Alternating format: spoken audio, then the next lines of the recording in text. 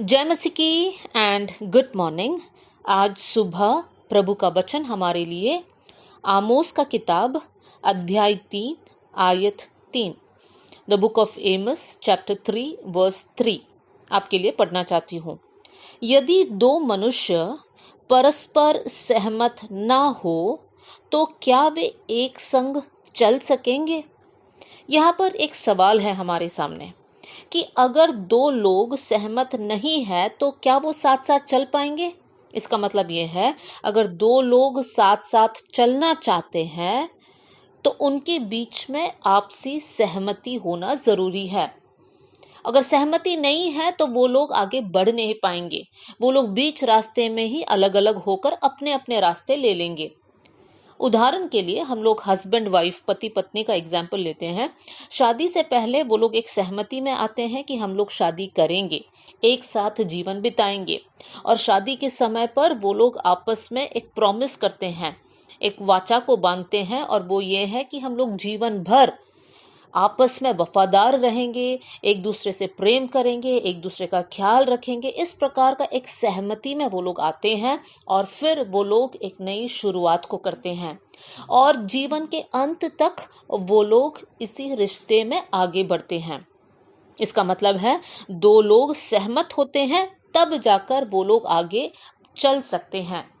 मेरे प्रियो, अगर हम लोग आत्मिक विषयों में इस बात को अपना ले, इसका मतलब है अगर मैं प्रभु के साथ साथ चलना चाहती हूँ तो जरूरी है कि मैं परमेश्वर के साथ सहमति में आ जाऊं। और क्या है परमेश्वर के साथ सहमति में होना? प्रभु के साथ साथ चलना है तो मेरे लिए जरूरी है कि मैं परमेश्वर की इच्छा के अनुसार चलूं। उसमें मेरी इच्छा नहीं चलेगा। परमेश्वर के वचन को मैं मानूं।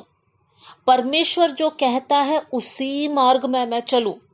मैं बीच में प्रभु से नहीं बोल सकती प्रभु ये रास्ता अच्छा नहीं है, या फिर ये रास्ता कठिन है, मुझे इस मार्ग में नहीं चलना है, मुझे आसान मार्ग में चलना है कर मैं नहीं बोल सकती हूँ। पति पत्नी जब एक वाचा बांधते हैं तो जीवन भर के लिए वो लोग बांधते हैं। बीच में कभी हस्बैंड वाइफ से या वाइफ हस्बैंड से नहीं बोल सकते हैं कि 2 दिन के लिए हम लोग ये वाचा को तोड़ देते हैं, हम लोग किसी और के साथ रह लेते, फिर वापस एक साथ आएंगे। ऐसे कभी भी वो लोग नहीं बोलते हैं। मेरे प्रियो, तो प्रभु के साथ जो हमारा रिश्ता है कितना ज्यादा महत्वपूर्ण है। हम कभी भी प्रभु के साथ हमारा रिश्ता को तोड़कर अपनी इच्छा के अनुसार हम नहीं बढ़ सकते हैं। प्रभु के साथ साथ चलने का मतलब है कि परमेश्वर के वचन के अनुसार चलना। हमारी रीति, हमारा सोच, हमें जो सिखाया गया है वो बातें बहुत अलग होगा, लेकिन उन सारी बातों को छोड़कर हमें परमेश्वर का वचन को पढ़कर ये समझना है कि परमेश्वर हमें कैसे चलने को कहता है। प्रभु के साथ साथ चलना है मतलब क्या है? एक आयत आपके सामने मैं रखना चाहती हूँ। पहला यूहन्ना पहला अध्याय और 7वीं आयत, 1 जॉन चैप्टर 1 वर्स 7। यहाँ पर इस प्रकार लिखा है, पर यदि जैसा वो ज्योति में है वैसे हम भी ज्योति में चले तो एक दूसरे से सहभागी रखते हैं। आगे का मैं नहीं पढ़ रही हूँ, उसी पर हम लोग फोकस करेंगे। यीशु मसीह ज्योति है तो हम भी ज्योति में चले। तो हमें कैसे चलना है? यीशु के साथ साथ चलने का मतलब है कि हम ज्योति में चले। इसका मतलब हमें अंधकार के साथ कोई लेना देना नहीं है। हमें झूठ के साथ, धोखा के साथ, गलत बातों में, व्यभिचार, गुस्सा, लालच इत्यादि जितने भी पाप है उसके साथ हम लोग नहीं चल सकते हैं। किसी और के प्रति नफरत को रखकर हम यीशु के साथ नहीं चल सकते हैं। यीशु ज्योति है और वचन में लिखा है कि हम भी ज्योति में चले। मेरे प्रियो, कितना ध्यान देना पड़ेगा। यीशु के साथ साथ चलना मतलब हमें बहुत केयरफुल होकर हमारे जीवन को आगे बढ़ाना है। जैसे हम चाहते हैं वैसे नहीं जी सकते हैं। एक और आयत को आपके सामने मैं रखना चाहती हूँ। कुलुस्सियों की पत्री 2 अध्याय और 6वीं आयत, कोलोसियंस चैप्टर 2 वर्स 6। यहाँ पर हम इस प्रकार पढ़ते हैं, अतः जैसे तुमने मसीह यीशु को प्रभु करके ग्रहण कर लिया है वैसे ही उसी में चलते रहो।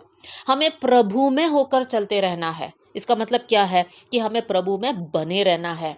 यूहन्ना 15वीं अध्याय में हम पढ़ सकते हैं, यीशु मसीह कहता है, मैं सच्ची दाखलता हूं और तुम डालियां हो।